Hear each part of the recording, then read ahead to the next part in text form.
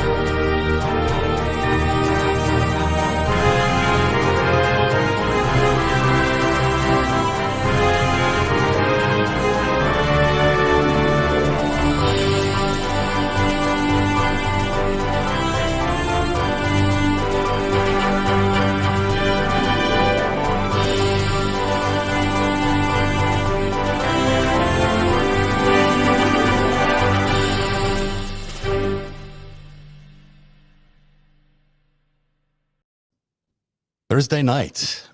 Good evening, everybody. Welcome to Narrative Live. It's good to be with you tonight. We have a big show tonight. It's going to be a lot of fun, lots of interesting new information you're not getting anywhere else. You'll enjoy it. Stick around for the whole hour, or maybe a little longer, because it's that kind of night. Eric Garland is with us again. How are you, Eric? Doing great, Zev. Great to be back. I should say you're here all the time, so you don't even need to say that you're back, because you're always here. I mean, we should change the shingle. Don't call it a comeback. Yeah, we should change the shingle on the front of this thing, and then you put your name on there. You know, it's time. It's time. So we have a special report tonight. We're going to talk about the elections. I don't know. Right there. Oh yeah. Sorry. Yeah. Hey, what's the name? Eric. That's right. I would say Merrick Garland when I see you, or something like that. So there's a big election coming. I mean, you may have heard of it. It's just around the corner. Just maybe 12 days, I think they're saying now. I don't know. It's soon. There are many people out there still on television, and I watch these news anchors wringing their hands in distress every day about how they believe this red surge is coming. And, you know, Kevin McCarthy's busy choosing his committee chairman and you name it. It's quite impressive how they seem to know what's going to happen when really there's no indications yet that this is the case. I mean, there are opinion polls plenty out there that suggest that, you know, it's a very close race and maybe the Republicans will get a few more seats than they had before. But will they win the majority in the House? I don't know if there is any indication of that yet. And do we really know what these 13 million early voters that have shown up already, that already cast their votes, what impact that's going to have? We don't. We have no idea. We have no idea. Most of them are Democrats. We know that. So if they're mostly Democrats, that's an indicator that maybe some of those votes might be going towards the Democrats. Call me old-fashioned, but that's, you know, the way I do my math. So the thing is, you know, I don't know why. I can hazard a guess, and maybe you know this. Why would national media want to portray the race as being tighter than it is? Maybe they want to just make it more exciting. Maybe they want to dampen the Democratic enthusiasm. Maybe they want to increase, you know, the confidence amongst Republicans. Who knows? It doesn't seem to me that what they're saying on TV is borne out by any polling or anything like that. And we'll show you why tonight as we go through some of these economic policies as well. When we talk about, you know, what Biden really stands for and what the Democrats really stand for is the kind of economic policies, as you keep pointing out on the show regularly, that makes sense. That actually makes sense for America. That's actually an economic policy that you can live with. So why are people not feeling that that's the case? Let's talk about that. I don't watch TV for the most part for my news. Just, yeah, you know, why would you? Just how it rolls. Yeah. So are you saying that these political analysts aren't mentioning Dobbs and the evisceration of Roe v. Wade and the flood of new voters who are largely female, who are probably quite motivated by this enormous threat that has been made specific here? Candidate for U.S. Senate Trudy Bush Valentine put out an ad from a woman in Joplin, Missouri, who had taken a pregnancy to 17 weeks, and the fetus was not viable. And there was no one in Missouri who could legally, do a DNC to end that pregnancy safely. That was never going to be viable and was going to kill the mother. And we had the local state senator that sent her to like a fake abortion clinic that was really just there to delay her health care, that ad came out. We're talking about lives on the line, and we're talking about the political violence move. It's probably the greatest form of political violence since January 6th. Absolutely. I think that's a very good way of putting it. What happened to the mother there? She survived. Yeah, she got to a place where she could receive the care that she needed to save her life, and then she did a television ad about it. And powerful, I'm sure. It is, and for us dudes, we sometimes disconnect from just how visceral and important that issue is to women. For those of us who are at all history buffs, and you don't have to be much of one, birthing children was the most fatal thing for all women throughout history for hundreds of thousands of years, until 100 years ago. And here we have a move backwards, a move to further threaten the lives of women and take them back to a more fatal time. I don't know what else gets you out to vote. I don't know either, and I don't know. To answer your first question there, when you started that answer, which is why are they not mentioning that on the news more often? Because they talk about the economy and inflation all the time, and yeah, sure, it's a factor. But are you telling me that anybody would place inflation as a bigger factor than their women's rights to have the control over their own bodies? I mean, it seems ludicrous that anyone would. This isn't even control. This is 50% of the electorate is going to face fatality, right? If this insanity continues, a criminalization of their pregnancies, basically, it's now no longer just something that is beautiful and natural and happens in life, and you might have to do something around it if you don't want the baby or whatever. But it's now. I've been there for a couple of these, and I back off on the beautiful, dangerous, necessary, scary, and hats off to the ladies when they get through that thing. I never say I had children. I might say I have children, but I didn't have them. I was there, and wow.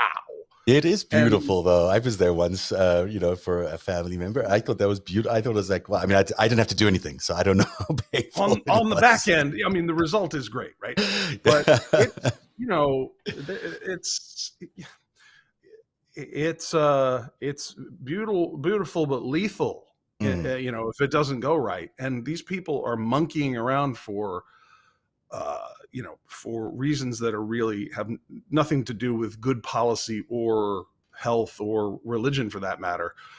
Anyways, the 50% of the electorate is way more sensitive to this than you and I. So it's strange that you have these TV anchors who aren't mentioning that as a massive shift. Because just the interest in that topic apparently died because it was just there for a couple of months, and then women must have forgotten about the fact that they might lose their rights to decide. The liberal media, the super liberal media, all of a sudden stopped talking about Roe v. Wade. Yep, check that out, folks. It's a few months ago. That's past. Now we're talking about the inflation, the economy, and that's really what's concerning people at the polls. And no one's really talking about the important stuff of like the end of democracy and abortion and all these other factors that are big for people, which is nonsense. Of course, it's nonsense, and that's why we're seeing 13 million early voters already showing up and casting their votes. That's 1 million more than 2018, which is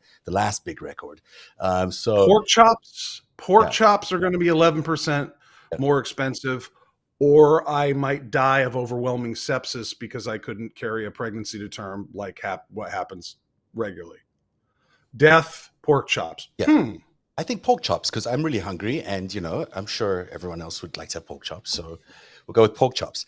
It's a really fascinating point you make there, because in reality, that's exactly what's going on. I mean, there's sort of a suppression event happening amongst the media where they're suppressing Democratic voters, because by feeding all this disinformation to the public by saying that there's some sort of red wave happening when there's no evidence of a red wave. I don't see a red wave. I mean, maybe they're doing a little bit better than they were supposed to a couple of weeks ago, but that was horrible. And this is just a little bit less than horrible.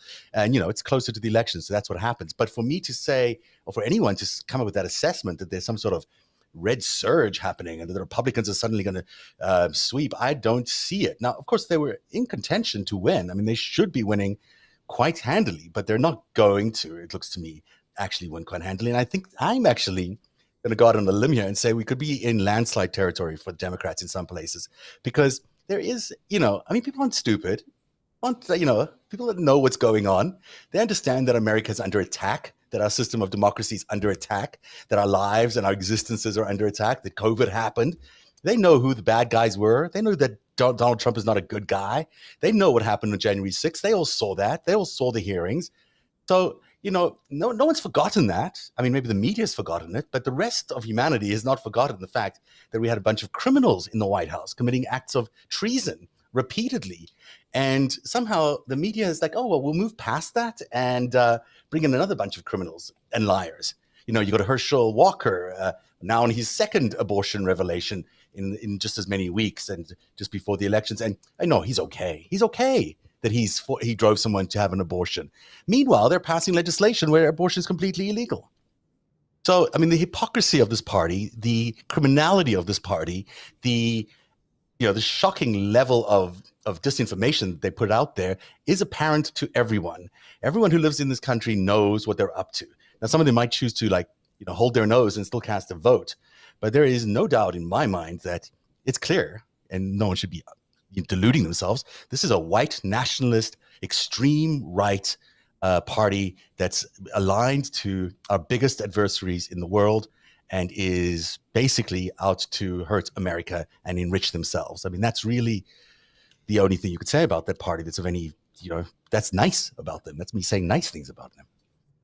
So, to address what you were saying about people talking about a red wave but not putting up any stats, it'd be hard to say here in Missouri, for example, it's the end of October. There have been no polls in Missouri to take the pulse of the Senate race, for example, since we came out with our story about the Agape boarding school and the slave trafficking. Isn't that interesting? There's no public polls. No, they canceled the polling, did they? That's interesting. Maybe why did they really no polls? They're busy. They're washing their hair, but wouldn't you think Mr. Schmidt there would want to be, doing wheelies and celebrating this huge red wave? Because we're in a state that in the last few election cycles has voted plus 10% Republican. So pretty big. I mean, it should be a red tsunami here, but he's not given a public statement in about 2 months and there's no polling. Well, there was a public statement that came out where he was at his opponent's family land known as Grant's Farm, which is the homestead of the Bush family, where Trudy Bush Valentine's from, and he's been calling her the heiress very condescendingly. And there was a public statement from a year ago. They ran the tape. Turns out Mr. Schmidt had been a tour guide there in his youth and was giving this wonderful speech about how great the family was, the land was, and how they're all part of us. That's the only public statement we've heard from Mr. Schmidt. And he just got endorsed by Mr. Trump the other day, you told me. So that's right. We want to see if that bump happened for him, if that Trump bump must have happened. Because every time, Trump shows up go the polls, for these candidates, apparently. Also not true. These are just myth after myth after myth. JD Vance is doing great, isn't he? Yeah, exactly. So, you're right about the endorsements. They don't seem to carry much weight. I mean, even, I think Liz Cheney's having a bigger impact on the voting patterns this year than Donald Trump, to be honest. I mean, that's where most of the interesting convincing is going on, with about, soft Republicans moving to the Democrats. I just don't see where anyone is saying that there's a large turnout of early voting in favor of Republicans. We're not seeing that. And now, mind you, it's only 10% of the electorate that's cast their vote, maybe less. There's 90% left, but, there's only so many people in this country who could delude themselves to the point where they would go to the polling booths and cast a ballot for a party that's corrupt and operating, illegal schemes and treasonous. I mean, I wouldn't count out Americans' ability to be delusional. We're very good at it, and we've got some practice at it. So I wouldn't discount that. But I got to go back to 2008. It was Obama versus McCain, and I remember the tone in the in the news in the run up was not super triumphant. America was quite fatigued on the whole of the Bush-Cheney administrations. There had been the war in Afghanistan, 9/11, the war in Afghanistan, the war in Iraq, the lack of discovery of weapons of mass destruction, the drag on of all that, and then the housing boom that made a lot of speculators a lot of money and made life more expensive for everyone, and then the crash in October that just eviscerated the economy, and it was kind of chaos. And in September, McCain had introduced this quite charismatic in her way, exotic political character by the name of Sarah Palin, You're so kind. who You're had so become kind. governor of Alaska not through an election, but because she was lieutenant governor, and her predecessor was taken out for a corruption prosecution. And that's how she came to be in our lives. And they picked her as the vice president, and people were panicking. It was like, oh, this could sway this, that, and the other. And there was not a lot of forewarning for what was going to happen on election day. I was in Washington, D.C., and I waited 3 hours in the rain to vote, and so did everybody else. And I've never seen people less perturbed by cold rain. Everyone's like, I ain't leaving. They're hitting the bricks. And that election is very, very close to my heart, because I covered that election quite closely at CBS News, and was on the ground a fair bit meeting the candidates, and was there that morning in where they were, I think in Ohio, I think, when they released the news that, it was right. I was in Denver. They were just trying to beat the Obama convention bump by releasing the Sarah Palin news the McCain camp did. And I was also there for Nicole Wallace and Schmidt, coming into our offices at CBS News and saying, "Oh my God, she's a nightmare. We have to find a way to get rid of her." I mean, it was an interesting opportunity to be so close up in an election.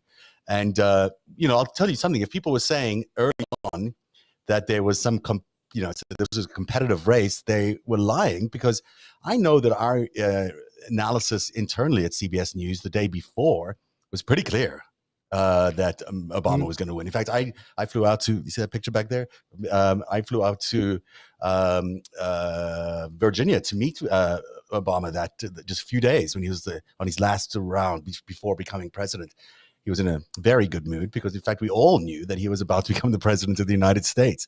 And a really great day, actually, because we got to spend a lot of time with him behind the scenes, warming up, and almost a whole day with him. He was tremendously exuberant. He was such an inspiration. He burst out onto that stage, and there was such a thunderous applause. And he really knew, more than anybody else, how to bring a crowd alive. And he is about to just start to do that now in this election campaign in the next week. So we haven't even seen the Obama factor in all of this. And, when Obama comes out and riles up a crowd, he riles up a crowd. And when there's a lot on the line, he will bring it. And so people, anyone who thinks that this is not a race the Democrats can win, you're just sorely mistaken. I think they can win by a landslide. And I hope people vote with that kind of enthusiasm. The real campaign season in America, as you probably know, is somewhere between 6 and 9 weeks. The average viewer is not tuning into all these, these finely honed talking points, until around the time the World Series comes up, September, October, to talk to the politicos. So, we're just in this now. And for those who have been, kind of demoralize things or whatnot, well, I guess we'll all find out. I think we just need to have a discussion, not get involved in polls or predicting these things, and increase our discussion with each other about these political matters that we find important. Get out and volunteer. Go be a poll worker. If you feel strongly about something, go put out some signs, sign people up to vote. There's things we can do other than just navel gaze. Yeah, this is going to be a celebratory day, I guarantee you. And we'll be back with more of our analysis in just a minute. Hi there, it's Zev from Narrative. Have you ever had a great business idea but just didn't know where to start? Well, one of the first steps to building a new business is a domain name by Hover. That's because it's more important than ever to have an online presence, and your domain name by Hover is your first step in building your online brand. Hover.com makes it quick and easy to find the perfect domain name for your business with over 400 available extensions. And with their Connect feature, you can easily connect your Hover domain name to many popular website builders with just a few clicks. Plus, Hover offers free Who Is Privacy. That's free Who Is Privacy that protects your personal information from being released online. Don't let the complicated search, sign up, and connection process of other domain providers stop you from starting your online brand today. Hover makes it easy to get started, so what are you waiting for? Find your perfect domain name at hover.com/reach. Plus, Narrative Live viewers get 10% off right now if you use the promo code REACH, that's REACH, or go to hover.com/reach. We're back live on Narrative. The vote of our lives, it really is the vote of our lives. I was going to just spend a couple of minutes now talking about the argument the Republicans have, because it's good to actually talk policy and not just polling. The Republicans are arguing that Joe Biden has basically created this incredible inflation wave, and that all these increased prices that people might be experiencing at their homes are a result of his policies, which is complete bullshit. I mean, if you'll pardon my French there, it just is not related to his doing anything like that at all. In fact, he's been doing the exact opposite. What is causing all these increases are factors that are sometimes impacted by forces outside of our country. And so when you look at things like the increase in gas prices, which the Biden administration has been able to actually bring down, especially in the last couple of days, you've noticed they've started to come down again. The increase in those gas prices comes out of OPEC. OPEC happens to be run by Saudi Arabia and Russia, two of our not such good friends at the moment. And so you've got these guys cutting production in order to increase prices. Why are they doing that? Why are they doing that? They're doing it in order to help the GOP. They know the impact that this has on the elections. They know that their party has a possibility of getting into power. And that's why they're doing what they're doing. I mean, America is not every other country in the world. I mean, America is the country in the world that everyone wants to be involved in.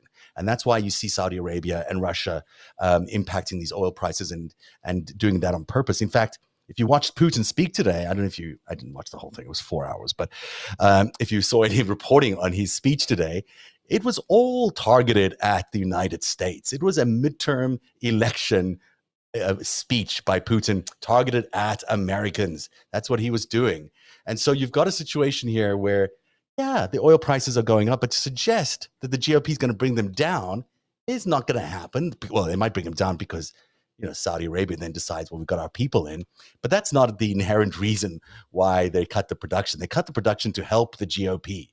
And the same thing goes for wheat and the supply chain issues, whether it's the war in Ukraine or the COVID supply chain issues. These all help GOP allies like Russia and China.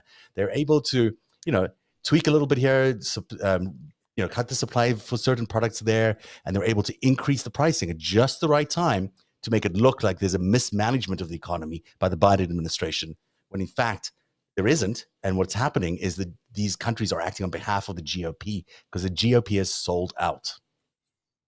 I want to add a little bit of additional analysis there. Yeah. Why else would Saudi want to jack up prices? We're transitioning to the grid. We're transitioning away from fossil fuels. They also make a bunch of money when they cut supply and the price goes up, right? Yeah. And there's a lot of profit taking, especially if you think your product's not going to be worth that much soon. Maybe you're going to do that.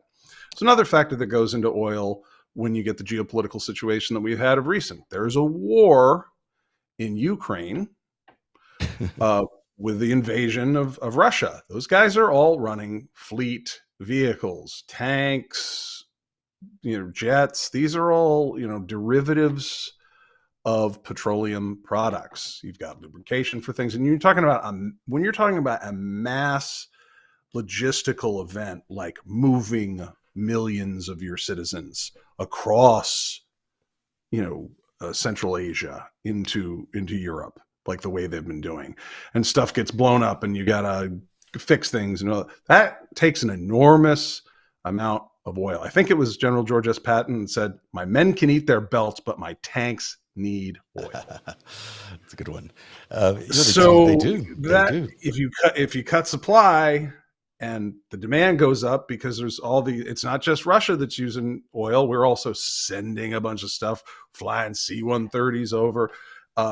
We're flying sorties. We're doing joint missions. We're doing more. So the demand for gas is going up. I'd have to look at the specific, in the locations where there are reserves. By the way, the correlation between, recent world events and the supply of finished fuel product, that's very complicated. I mean, it's, you've got to look at these giant reserves, reserve facilities where they're going to have crude oil or finished this or that, petroleum. And that'd be in Oklahoma, Louisiana, Mexico, Venezuela, all these places. You have to look at what the supply is there. It's a very complicated art, but generally, yeah, I mean, the GOP is pretty much on the fossil fuel team here, and having gas prices high, probably supports a lot of their constituents. And then, of course, they harped on this and said, Biden is responsible for all of this. Supply, demand, use, up, down, left, diagonal. And only we can fix it. And only we can fix it because we're the GOP, because we're supposedly good at this stuff. And last time they were in charge of the economy, they stole $3 trillion. You know whom I love is a representative from California, Porter. I forget her real Katie first Porter. name. Katie Porter. Love her. Love her whiteboard. She's amazing. First lady of whiteboards. Anytime Katie Porter wants to come on a show, she's welcome to come on Narrative. We'd love to have you on. We also think you're going to win, even though there are people out there but we think you're going to win. And if any voters in her constituency don't vote for this incredible representative, I don't know, you're being silly. But here was Katie Porter explaining the second line item here, which is why groceries have gone up, the cost and profits of groceries. She did this with her whiteboard the other day, and it's crystal clear. And once you watch, let's take a look.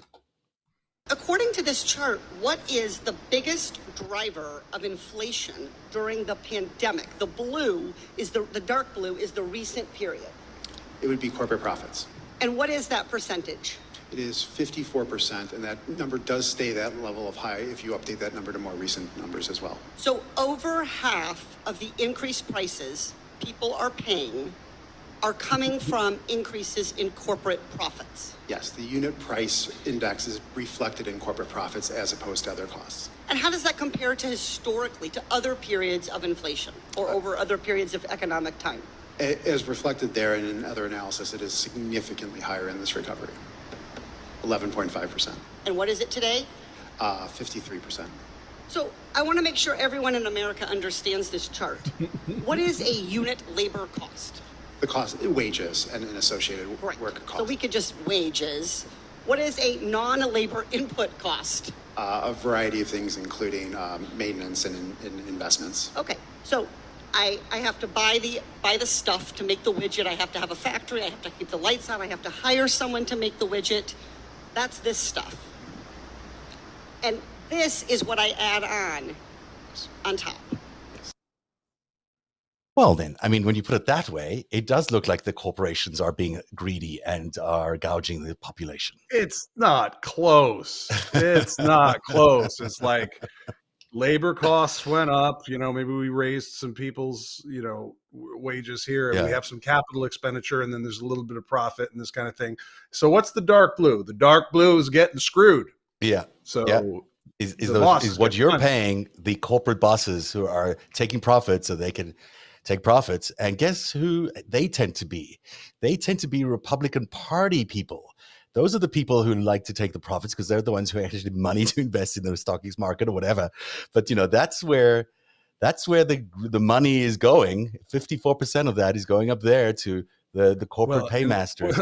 Well, you can't. I got to easy on just the GOP here because you have a lot of foreign capital in this country. Right. So there, you have the investment banks, foreign capital goes into that.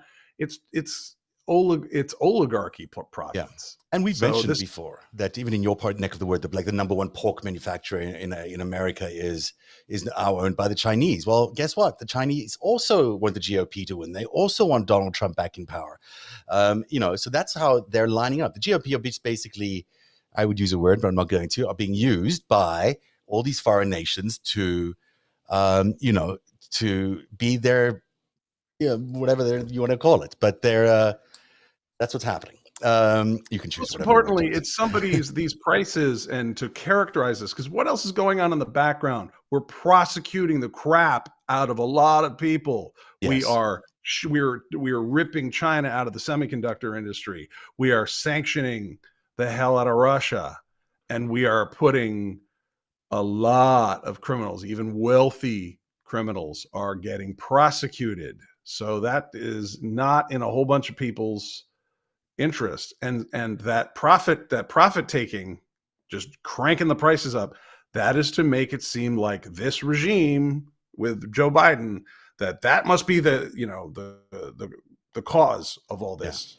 Yeah, In reality, it's a decision by these other guys, because they face a lot of consequences if China and Russia and Saudi suffer, and if they also face consequences if they die in prison. So as anyone would consider that as a factor. That is a factor. In fact, it was interesting today in Putin's speech. He spoke about the two Wests. And on the one side, he talked about the conservative West, which is really the GOP.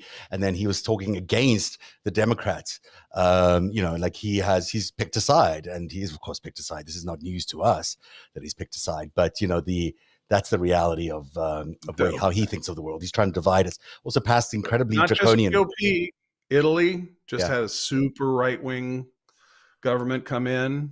You know, so he's been stacking up the right wing of the you know, all throughout Europe. He sure has. This is why you have CPAC. You have the Conservative Party of America in Budapest, Hungary. What's that about? That wasn't typical. Come on, it was like, we're the real Americans in red state. And now the red states, you know, that map goes all the way out to Hungary. Americans and Hungarians have been so close throughout history. They've been so tightly aligned that there's obviously a natural affinity there, Eric. Let's listen to one more from Katie Porter, because she's so great. And then we're going to talk about China. We're going to talk about Twitter. This is short, but it's kind of fun. Cost of the product in order to pad its bottom line. So this is showing that markups have gone up beginning about 40 years ago. But what is this Top Gun kind of trajectory that's basically vertical here? What is this? What is the level of markups in aggregate across the publicly traded companies starting in 2020 and particularly in 2021, the highest increase, highest one-year increase on record? So this is after they pay their expenses, after they deal with supply chain, after they pay their labor. This is what the corporation is adding to the cost of the product in order to pad its bottom line. So this. Well, yeah, I mean, that's also pretty clear the way she puts it. You know, you're not happy with those inflated prices, members of the audience here. And if you're planning to vote for the GOP, you're voting for the wrong party, because that's the party of the corporate owners. That's the party that's making money. I know he's saying caution on that, but yeah, but it's no. That one, corporate owners. I want to add on to that. It's not just the corporate owners. It's over this period since she pointed out that the markup goes up. We had a reduction in competition year over year over year. You had the antitrust section of DOJ sleeping for 20 years, and now under Biden, it's awake. They are stopping mergers and acquisitions that are anti-competitive. They're breaking up monopolies.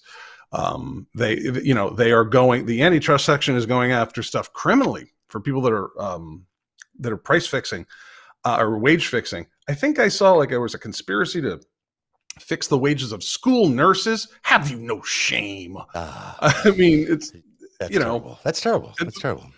But under Biden, and this is scarcely 2 years now of these guys, and they are opposing these anti-competitive practices. Because what happens when you shrink down any industry to an oligopoly or a monopoly? That the consumer has no power, and there is no incentive to compete. Because normally, if you had all these corporations were broken up, then if somebody jacks up prices like that because they're like, you know what, I want the other guys in power, blah, blah, blah. There's another competitor who goes, great, we're going to compete on price. Absolutely. Yeah, you want to jack your prices up $40 without increasing anything for the consumer? Awesome. Classic Michael Porter competitive theory. I'm going to compete on price, product positioning, blah, blah, blah. That's stuff you need to, yeah. If you only have two companies making stuff or offering a service, then especially if they kind of tacitly price fix, or in the case of pharmaceuticals, actively price fix, which is being prosecuted under the Biden administration. Then there's no power for the consumer to choose something else.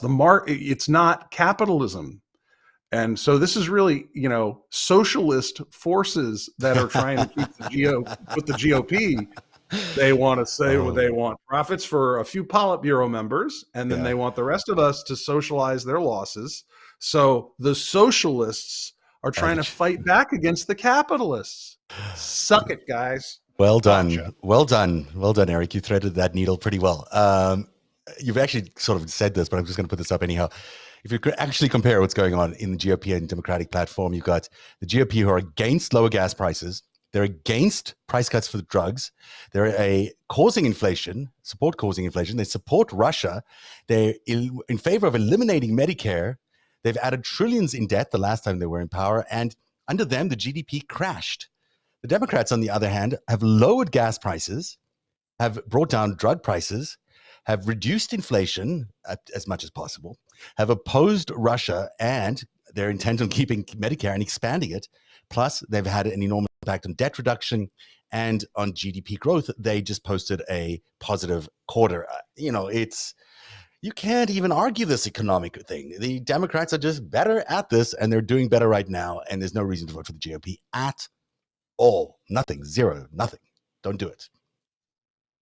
All right. Let's move on to Twitter because, dude, it is a sad day, and I'm not going to sugarcoat it. This is not a good thing. Anyone who's on Twitter think, oh, yay, Elon Musk's coming to town with his sink. What the hell is he coming in there with his sink for? Except that you do get that sort of sinking feeling about Twitter because it's not a good thing that Elon Musk has acquired Twitter. No matter what they're telling you on Twitter and elsewhere, this is a disaster for free speech, and it's a disaster for American democracy. And it's not because he's going to go in there and suddenly eliminate all these liberal voices. I don't believe he's going to eliminate those voices at all. I think he's going to ratchet up the polarization. He's going to ratchet up and increase the tension in our discourse. So you have left and right screaming at each other even more, and you're going to get even more conspiracy theories out there and even more crazy ideologies pouring out of Twitter. When it used to be, as he pointed out, a town square. I mean, give me a break. But instead, he wants it to be an amplification of the tensions we've had. And that is why he's been backed by, the Sheikh Talil in Saudi Arabia, who's the biggest investor now in Twitter. Speaking of a bastion of free speech, I mean, you think of Saudi Arabia, right?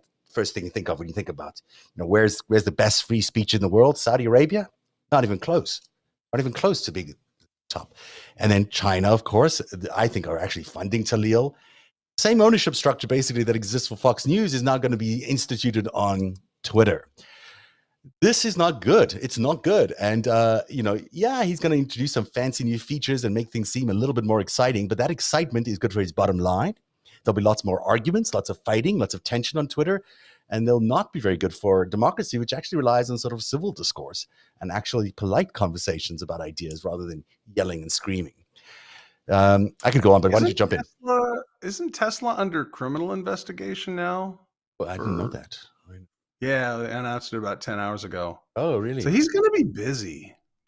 Yeah, he doesn't really have time. But also he's leveraged the entire purchase of Twitter on Tesla as well. So, yeah, if the pricing there goes down and they have... Wait, it's leveraged off of like Tesla stock or something? Yeah, he did do that. Yeah, that's how. What's the level of their cryptocurrency holdings? Because they had a lot of those, and they still have them. They didn't sell them. They kept about 11 million or something. I don't know. A lot of them. Yeah. So it's not very good. It's not very good for them. So crypto could crash. Tesla could crash. Both of them could crash. Twitter could. Okay. SpaceX. Yeah, I think SpaceX is leveraged against this too, but I think it's more secure somehow. I don't know why, but I get that sense from people. But yeah, it all comes crashing down. I mean, I don't know what the Boring Company has or anything like that. I don't know how he has the time to do all of this. I mean, doesn't he have cars to design? Doesn't he do that? Isn't that his thing? Is that he designs cars that run on electrical power? That's his thing, right? That's what he does. How does he have time to go get a kitchen sink to come to Twitter headquarters a day early and say, hey, I'm here with the sink? Oi. He's going to let Donald Trump back on, if anyone cares. I mean, you know, Do we know that? I'm reading that between the lines here. Firstly, let's look at some of his statement here to advertisers as he's trying to calm them down. There's currently great danger that social media will splinter into far right wing and far left wing echo chambers. Is there? Has anyone ever said that? I have not seen that. Maybe he's talking about, you know, Getter. That was called Facebook. We have already done that. Yeah. So why does he foresee a far left wing? I mean, I sort of talk about the alt left, which is different than the far left wing, but I don't think anyone's talking about the far left wing of anything. I wonder why he's saying that. Interesting that he's talking about that. And he's talking about this having generating more hate and dividing our society. Yeah, well, I don't. No, not necessarily. The CEO of AT&T doesn't usually get on and opine about the conversations that are going to be over the wires, right? Yeah. It's just all very strange. He's a very strange guy. Sort of like it's the sense of foreboding when this really isn't the case. In fact, I would say since January 6th, people have been moving towards the center in American politics and looking for more reasonable solutions than the extremes. And yet here he is suggesting that there's splinters of far right and far left. Well, I mean, the extreme far right has splintered off, but God bless them. Hope they have a good time over there. Well, also, the extremes were being pushed by foreign actors who we're shutting down their access. We're sanctioning them. We're stopping them through cyber command. We're prosecuting people for that kind of thing. So I mean, it's funny he doesn't mention that as a factor. I mean, he's been read in on this company. And he also says here that in the relentless pursuit of clicks, which he's saying he's not going to be relentlessly pursuing clicks, because he says much of traditional media is fueled and catered to these polarized extremes, as they believe that this is what brings in the money, which it does bring in the money. But in doing so, the opportunity for dialogue is lost. So is he telegraphing to Twitter investors that he's not going after profits, not going after the pursuit of clicks, and not going after polarization, which if this is his CEO plan, it's going to die. It's going to suck in a big way. I mean, you can't run a media company without wanting clicks. I mean, it's just not. Can you? I mean, that's the money. Well, and real, actual human clicks are one thing. Stacks of Huawei phones faking, clicks is another. Didn't we hear about like how podcasts, like a lot of that traffic nobody's actually listening to, and it's fraudulently creating revenue streams. And so it's weird. I mean, this guy is such a deep thinker CEO. I would think some of that would turn up in his discourse. Maybe I would think that someone like this sounds like a very calm, interested in consensus person, someone who's, bridging the divide. This is not the picture I get of Elon Musk when I think of his public pronouncements on various issues like Ukraine or Taiwan. I'm sensing a very different kind of figure, but he's not doing the Zen thing. He's not like, he's not chilling out. He's not, he's not Jack Dorsey with his. Jack Dorsey was going off and meditating. Yeah, at least that I would buy. And fasting for peace, And fasting. Yeah. Under a waterfall, I think. I mean. In various places. It says here that Twitter obviously could not become a free-for-all hellscape. Obviously not. But I think this is where we're past 2017. This is where he's saying, I'm going to let Donald Trump back in, because he says where anything can be said with no consequences. In addition to adhering to the laws of the land, our platform must be warm and welcoming to all, where you can choose your desired experience according to your preferences, just as you can choose, for example, the movies you play, video games, etc. I always think of Twitter as warm. What land? Whatever Myanmar? Whichever land, because that's the things they're going to do is each local territory is going to decide its own jurisdiction, right? So if Myanmar, for example, doesn't wants to oppress all the opposition in Myanmar, which they do, they can call up Twitter and say, hey, suppress the opposition, and then Twitter will suppress them for them. If the financing falls through, I have a suggestion on who should buy Twitter. Yeah. The U.S. Postal Service. Oh, yes, you've said this before, and it's a great idea. It's a great idea. It needs regulation. This thing needs regulation. It's cheap. It's cheap. This is the digital town square. We should have evidence grade forensic encryption So, the transaction, every transmission is secure and is attributed to the right actor. So if somebody is committing scams or is working for a hostile intelligence service or committing wire fraud or sending an interstate threat, that can all be just easily prosecuted like it can with the mail. It'd be great. Yeah. If the financing from the Saudis Yeah. falls through, maybe America could pick up the tab for Twitter and just, we certainly need a counter strategy here, because letting the Saudis and the Chinese run Twitter is not a good idea. I just don't think it's a good idea. I mean, I'll just say that out loud. I don't know who needs to go and do this stuff, but someone's got to pick up the tab, because at the end of the day, this is where we're having our conversation. This is where we're having our dialogue. It's not warm and it's not that friendly, by the way. It's kind of, you got to go in there and brace yourself every time you go on Twitter. But it is the conversation. And if all they're going to do is amplify that and make it more hard for people to talk to each other and more hard, it's like, why bother? Why bother it? Even the, go ahead. This is just all very, very odd. There's a reason that the British have the BBC. There's a reason that the French own a lot of their major media companies that are in state partnership at the very least. CBC, you may have heard of it in Canada there. I have heard of it. I've worked there, I think, actually. Radio-Canada, where I'm from, same company, I believe. Yeah. But here, these are, largely for-profit ventures, but roll it back in the United States on the timeline. Folks, imagine it's 1983, you're there with your grandpa and your dad or whatever, and you find out that NBC is owned by Saudi Arabia and communist China. Yeah. How's your first of all, what would your granddad do? Yeah, granddad would be unhappy. Granddad would not be happy. That was an era when they couldn't afford it, but now they can apparently afford it. And maybe it's a good time to put up some regulatory conditions that they don't get to buy these things, because, per the Twitter bird had to resign today. Look at her, him. I don't even know what it is. City or bust. This is actually, believe it or not, this is art created by an AI generator. So it's kind of cool. It's kind of cool. Thank you, AI generator. I guess you are the creator. I just put in words. So I can't say I created it, but thank you, AI generator. I was going to play you one thing about, maybe we should play it because it is important. Everyone missed this. You know that big whistleblower that spoke about the spies that were in Twitter? Yeah. And it's sort of, everyone washed away past this thing. And then I was like, oh my God, that's a really big thing he just said. So we should listen to it again, just to remind us who's actually inside Twitter. Foreign agents can have multiple goals. And sometimes it's not just the engineers or the technical access that they want, but it might be information about the plans of Twitter, what plans Twitter has to potentially censor information in a government or concede to a government's request, or what plans they have for expansion in a particular environment. In your disclosure, you mentioned that the FBI notified Twitter that one of their employees was suspected of being a Chinese foreign asset.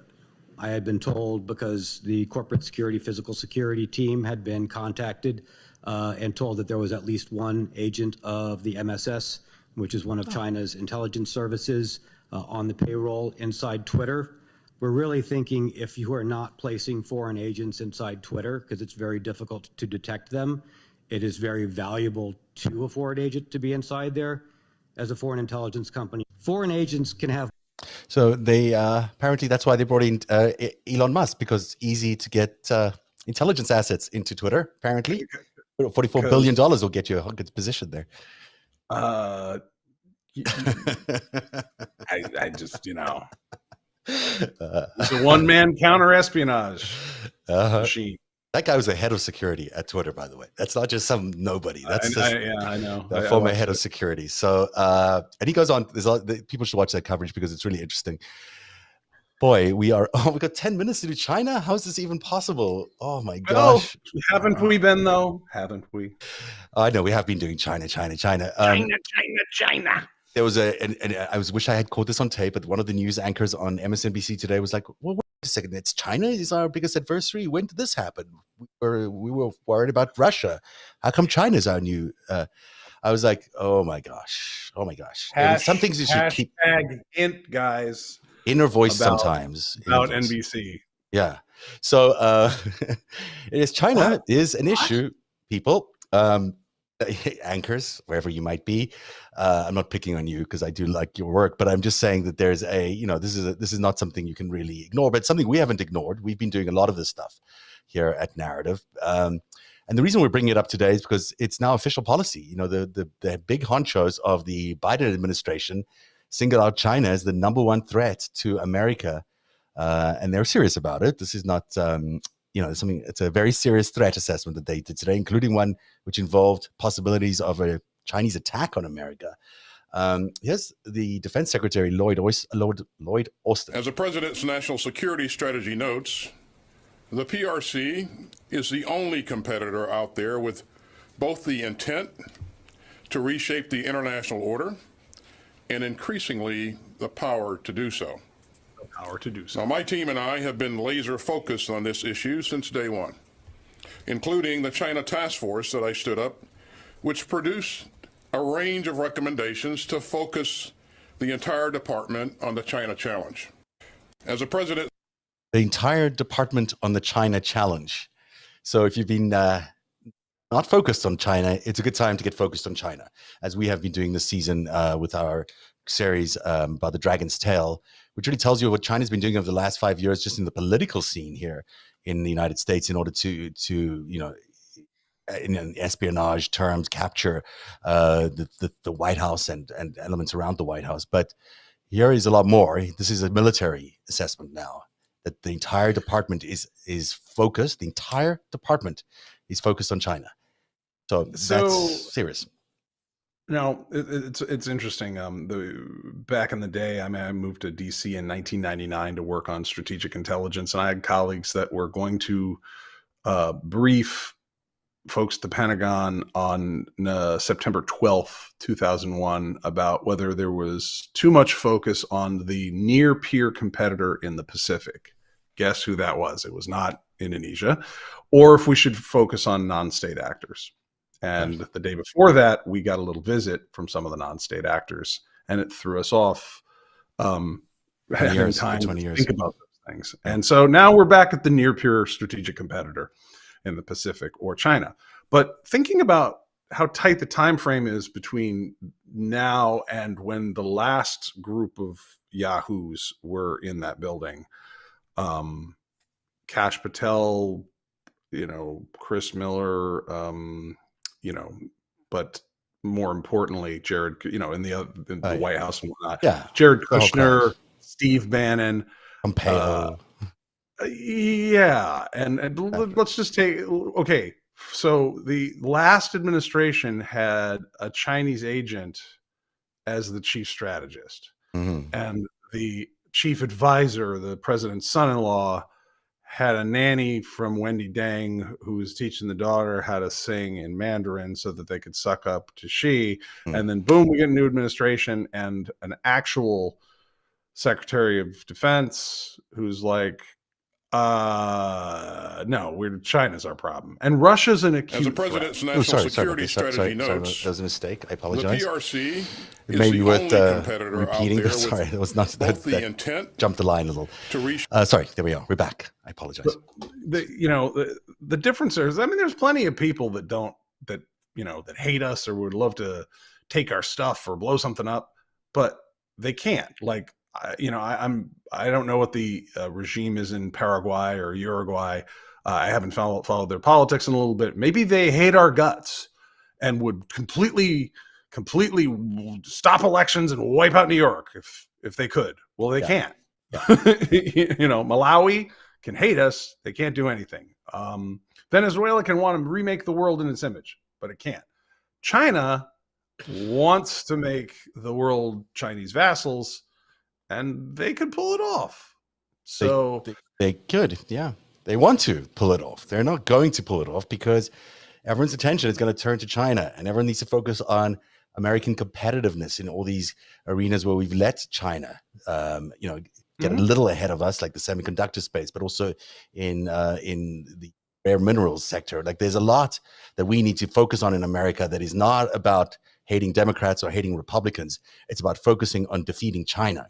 That's really where all our attention is got to be. So when you see, this polarization, either it's on Twitter or Fox News creating this polarization, or the GOP creating polarization just for the fun of it, what they really are doing is giving China the opportunity to defeat the United States. The more competitive we are with each other domestically in terms of our politics, the less we're focused on the external threats, which are real. I mean, what Lloyd Austin was saying today is that these are real threats. These are not imagined things. These are, a possible attack by China into America. That's a possibility. It's not likely. It's a possibility, though. It's not one of those things. If we're talking about kinetic threats of missile strikes on Seattle, that's one thing. But if you want to talk about the use of financial capital in order to compromise politicians or companies, that attack has already been we're well into that. Yeah. So we are talking about this escalation of the current situation, not an improvement in the current situation. And they've got the evidence, they've got the intelligence to prove it. Also, coincidentally, just today, this dropped into my inbox, which is the just declassified National Intelligence Council report from 2020. This is April 2020 when it was first issued. So towards what are we talking about? This is not yet the administration, right? Am I wrong? This is on the run up to the election. Yeah, the run up to the election. So this is why you're seeing some of the stuff is actually written for Donald Trump. If you ask me, if you look at the way it's written, it's sort of done in a Trumpian way. But there are some striking takeaways from here. I mean, for one thing, they assess that China as one of the key threats, and that China and Russia are improving their ability to analyze and manipulate large quantities of personal information, allowing them to more effectively influence or coerce targets in the United States and allied countries. Now, they're not just talking about sending out things on Facebook. They're talking about identifying you specifically on a mass scale using AI to track you, to know what your face looks like, to know exactly what your interests are, and then using that technology and using that knowledge to get the right kind of information in front of your face by AI. This is not some guy in the back of a room doing this manually. They could do this on a large scale basis to thousands, millions of Americans. Think about that control over Americans. Also says that we assess that Beijing will be able to exploit Chinese companies' expansion of telecommunications infrastructures and digital services and their growing use in people's daily lives to exert digital authoritarianism. Digital authoritarianism. This is something that we're, signaling in 2020. Obviously, situation's gotten much worse to the point where we now have Huawei, in the middle of a espionage scandal in the United States. And growing concern in Europe and other democracies about Chinese and Russian cyber actions and personal privacy creates an opportunity to propose alternatives to blunt digital authoritarianism. That's interesting. One last point, and then I'm going to hand this over to you. But they did say here that China has become increasingly bold using targeted cyber attacks against. They were talking about Telegram there. Why don't you jump in here, and then I'll find you the next slide about how they actually were able to look at voters' rolls in 2020. This is news to me. I'd not seen this anywhere else before. But just on that first slide, what are your thoughts? So one of the things that I'm reminded of, and I want to be careful, is that we had Rick Grinnell was the director of national intelligence. Yeah. At that point. And there was a whistleblower at the Department of Homeland Security who was the head of the intelligence and analysis function there, who said that he was instructed that he was not to report on Russia or right-wing domestic threats to the election. He was supposed to focus on China and Iran. And Rick Grinnell was, I believe, he was the employee of a Moldovan mobster, Romanian, one of the two.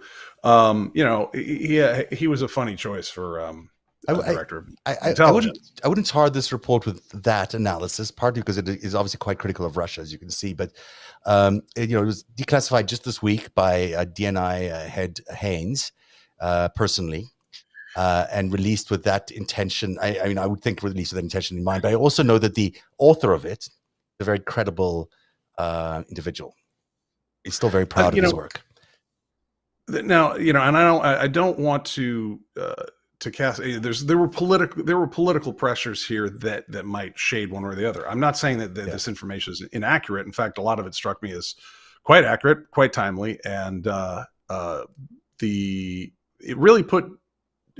I think it did a great, a great service in putting putting China up probably where it belongs more at a peer level with Russia. Russia has a long, history of tradecraft, especially human intelligence, but the technical stuff, with the amount of Chinese hardware that's out there and, their technical capabilities, getting the news that, there's this, the difference between Russia and China is that we have a lot of businesses that partner with China and have gotten in bed with them. And to know that they are really simultaneously stealing our voter rolls and analyzing them, stealing our consumer data and analyzing that in a way to spread authoritarianism, that was something that was not known enough at all up until this point. I mean, if you look at the comparison here, there is a lot of this is redacted, but you can see there's a Russia section and a China section here. I don't know if there's other countries in there. I don't know how it works, but there's, it does, they did a thorough comparison of these two entered countries, and there's probably more there. I can't tell, but it does seem like they certainly looked at both countries. And I will say they've redacted the other country. They've redacted the other. It looks to me like that's what they've done. Yeah. If we just look at China, I mean, what they're saying there is hacking opposition, hacking foreign media and journalists, hacking non-governmental organizations, and stealing bulk personalization. Russia does all the same stuff as China. Yeah. So put them on the same level. They're both up to no good. Yeah, I mean, it's actually, it surprises me that this document came out and no one in the Trump administration was like, oh God, we better stop China.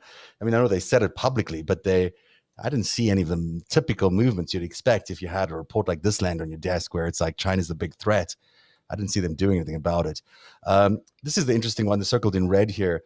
We assessed that Beijing's commercial access to personal data of other countries' citizens, along with AI-driven analytics, will enable it to automate the identification of individuals and groups beyond China's borders to target with propaganda or censorship. Such access and analytics will also enable Beijing to tailor its use of range of online and offline carrots and sticks to targets outside China, potentially on a large scale.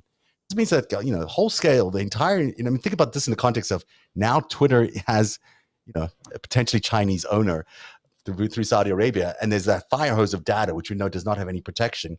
Can you imagine all of that in the hands of the AI that China's already trained? Yeah. That is really important right there. The notion that it's not just, it's not like some evil guy at a computer terminal, messing with you. It's not a troll at a troll farm. We're talking about software that is able to track you. And when they identify that you are an influencer or you are a dissenter or you are a vocal critic of China, that they have software that will automatically pound you with propaganda, censor you. I thought censoring was really interesting. They could actually keep you quiet. Mass report you. And my understanding is that some of the data sets that were in use by Aggregate IQ, which is the Canadian affiliate of Cambridge Analytica, that they have big old buckets of names and digital identities from 5-6 years ago. They already had this and set to jet. Like if you want somebody that's I don't know, a critic of New Hampshire politicians, they got the list. If you want people that really love firemen, they got the list. They can, they can cut that all up. But the notion that, you could just have artificial intelligence picking out who gets to talk and who doesn't. I mean, that is just, that is as CCP Xi Jinping as you thought as it gets. And can you imagine that applied to Twitter? Can you imagine that applied to Twitter? Hasn't it already? I don't know. But I look at my Twitter numbers sometimes. I'm like, this, it's bizarre how it ranges and changes, but it certainly makes you feel like they could apply this technology. They've got it. They might as well, they might use it. Just quickly, I know you got some time, you got limitations here, but there's 147 million IDs that China stole. I don't know what that year was, but they did that big. They stole all the credit information. Remember they hacked the credit score companies. Is where they got that information. That's all information they have. Imagine all your credit scores, all your banking information, all of that's already in their hands, and you add AI on top of it, and you're swimming. You've got a party. It also says Chinese company ByteDance. Medical records. Yeah. Figure out who's gone bankrupt, who's got a history of depression, who's taking what pharmaceuticals. Yeah. And then what their political opinions are now. I mean, this is technology and data that they had 5-6 years ago. Yeah. And AI is very, very, very smart. So AI could take that data, and it's trained to go after Americans who think a certain way and deliver them a certain message. And it can figure out solutions of how to fix these problems without even the Chinese needing to know what the solutions are. The AI could just do it themselves. So also mentioned here, ByteDance, the owner of TikTok, has become one of the fastest growing apps in the United States. And it uses AI and manual auditing to filter content and strive to present a positive image of China. I wonder what it does of the United States. TikTok, the most popular medium in that. TikTok is I have to say, I've seen the creativity that people have unleashed with it, and it's really amazing. And I've also tried to warn friends and colleagues, do you understand how much surveillance is on that app? That is a Beijing app. End of report. And then they get into it, and they get kind of a following, and they're doing creative stuff. And I can't argue with the creativity, and I sometimes see it reposted on Twitter. And I mean, it clearly has an interface that allows more and democratizes creative thought in a really interesting way. The ironic part is that it's being run by an authoritarian regime. Now, I've heard these creators go, I don't know why they just keep, I just said something about Black Lives Matter, or I said something about my queer friends, or it shut, they shut me out for a week, or they shut this video or that video down. It's like, yeah, this is an authoritarian regime that runs this. We don't run this. Digital authoritarian machine. And I think that's the thing. We've got to just start thinking of them. They're not there isolated on the other side of the world, just doing it to their population. They're doing it to us all the time. They are busy taking over our democracy with their digital authoritarianism. It's serious. It also says here that they judge China and Russia are using digital authoritarian capabilities to aid their allies and are allowing their firms to sell equipment and know-how on the open market. Their efforts and sales go beyond what Western firms offer, such as AI-driven facial recognition and the ubiquitous surveillance environments marketed as safe cities. They enable states' monitoring and suppression of their population. This is what's going on in Saudi Arabia. They give Saudi Arabia all these cameras and all this AI. That's how Mohammed bin Salman is able to keep such a tight control.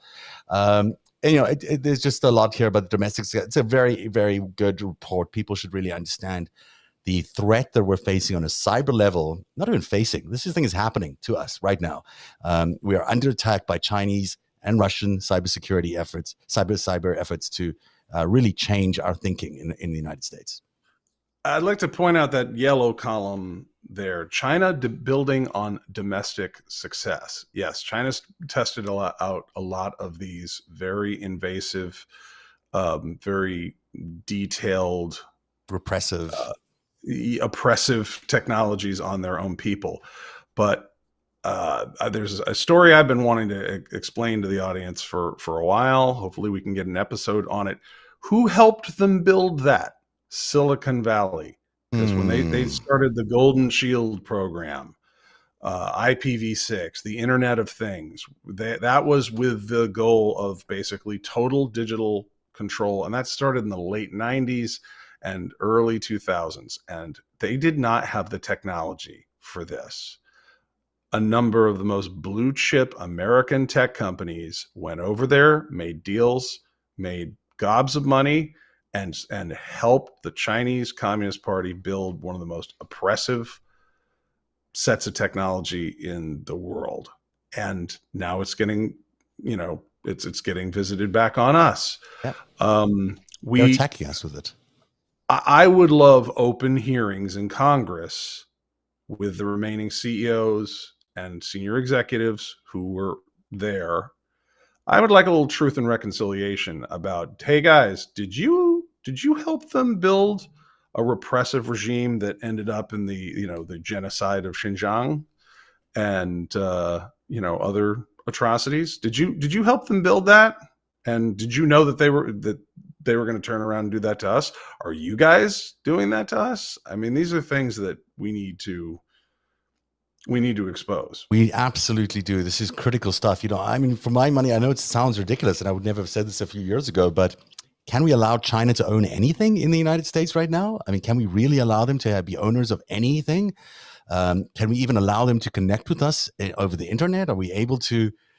Should we allow them any access to our internet or our capabilities? It seems to me that they're so hostile in this arena and so hostile in general that we have to get, as far away from them as possible. And it's true. And, when I think about the semiconductor war that we're about to have, 90% of those semiconductors are made where? In Taiwan. And we're about to potentially enter a conflict in Taiwan. So this all might get very kinetic, as you like to say. Sorry for keeping you a little longer tonight, but we had to get that stuff in. It was really worth it, I think, and it's an exclusive to us today, so it's good to have it out. And hopefully people pay attention a lot more to that. Hopefully people don't support the Elon Musk Twitter purchase, which is going to be horrendous, and think about everything and anything you do on there as being visited upon by the Chinese on a regular basis. And whatever you do, don't fret about what these polls are saying or what the anchors are saying. Democrats are in for a good run here, but you got to show up, you got to vote, you got to get your friends to vote, you got to volunteer, you got to get there, and you got to make sure that we return democracy to its absolute, to its birthplace, to its birthright, to our birthright, and that it returns back to the way this country should have been, the way our founders have always envisaged it, for our generation, but also for generations to come. And it requires people to actually get out there and vote with your hearts. Not so much with your ears and minds, because that might be even tampered with by China. All right. Eric, thanks for tonight, and we'll see you again on Tuesday, and good show. And you can always support Narrative by joining us at patreon.com/narrative. That's patreon.com/narrative. We'll see you again on Tuesday. Have a good night. Every minute of Narrative's reporting, every story that we break is made possible by our patrons. You too can become a patron by joining at patreon.com/narrative. Narrative, where truth lives.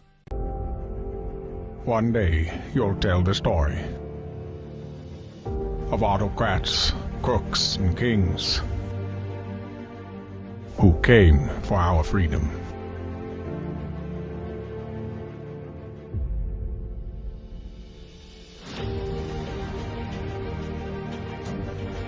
A story of citizens who stood up to tyranny and won.